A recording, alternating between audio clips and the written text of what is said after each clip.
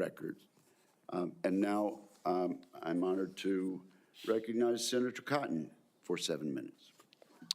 Mr. Hegseth, let's continue on this line of questioning about what's sometimes referred to as women in combat. I think that phrase is something of a misnomer. Many members of this committee have served in combat in the last 25 years, to include women and men. I'm sure all those men served with women, whether they were military police officers or they were pilots or whether they were intelligence analysts or medics or what have you. You served. I assume you served with women who were on the front lines as well. Is that correct? Yes, sir. And were those women anything other than skilled, brave, and honorable in their service? They were some of the best soldiers I worked with. So women have been serving in combat for a long time. Women have even been serving in combat units like infantry battalions for a long time in roles like medics or mechanics or what have you. So what we're talking about here specifically is women in ground combat roles in jobs like infantrymen or artillerymen or special forces. Until about 10 years ago, that wasn't the case. Under Secretary Panetta, those roles were opened up to women to serve in. Has President Trump indicated at all that he plans to rescind or alter that guidance? You're correct to point out, Senator, that these are the decisions that the Commander-in-Chief will have the prerogative to make. He has not indicated to me that he has plans to change whether or not women would have access to these roles. However, I would point out, ensuring that standards are equal and high is of importance to him and great importance to me. Because in those ground combat roles, what is true is that the weight of the ruck on your back doesn't change. The weight of the 155 round that you have to carry doesn't change. The weight of the 240 Bravo machine gun you might have to carry doesn't change. And so whether it's a man or a woman, they have to meet the same high standards. And Senator, in any place where those things have been eroded or in courses, criteria have been changed in order to meet quotas, racial quotas or gender quotas, that is putting a focus on something other than readiness, standards, meritocracy, and lethality. So that's the kind of review I'm talking about, not whether women have access to ground combat roles. Okay, so thank you. So you expect no change to that guidance, but as you point out, in these specific jobs, there are irreducible physical demands. We expect our intelligence analysts and our mechanics to be physically fit in the military, but it's different when you're in the infantry or the artillery. You just mentioned a few things. Let me point it out. An artillery shell weighs almost 100 pounds. An Abrams tank round weighs around 50 pounds. The M240 Bravo machine gun with its tripod weighs almost 50 pounds.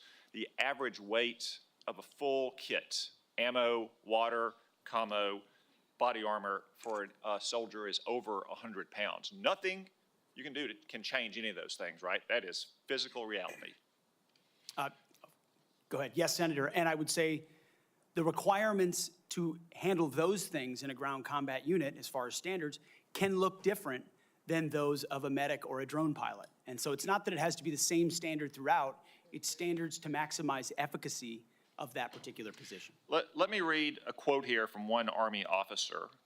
While it may be difficult for a 120-pound woman to lift or drag 250 pounds, the Army cannot artificially absolve women of that responsibility. It may still exist on the battlefield. The entire purpose of creating a gender-neutral test was to acknowledge the reality that each job has objective physical standards to which all soldiers should be held, regardless of gender.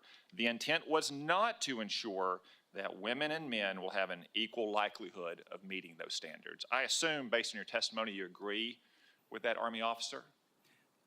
Absolutely. The standards need to be the same, and they need to be high, and they need to be set by the people closest to the problem set, closest to the understanding of what is required by that job. Commanders, commanding officers, and COCOMs and elsewhere who understand the reality of what they face, that's the feedback we should get. That's what should be enshrined and enforced, and no other set of political prerogatives. When I talk about removing politics, ideological or political prerogatives should contribute to those determinations, nothing other than the execution of the mission. Thank you. For the record, that Army officer was Captain Kristen Griest, the Army's first female infantry officer and one of its first female Ranger School graduates. One final point, you said they need to be objective, gender neutral, and high. That's because the demands are, in fact, very high. The current physical fitness test for the Army has a minimum 2-mile run of 22 miles. Run.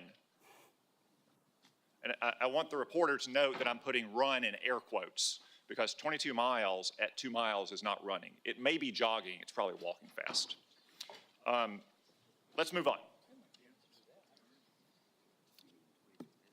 Got a big, 22 minutes.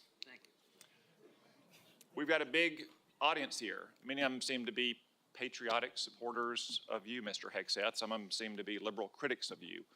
I would note that it's only the liberal critics that have disrupted this hearing.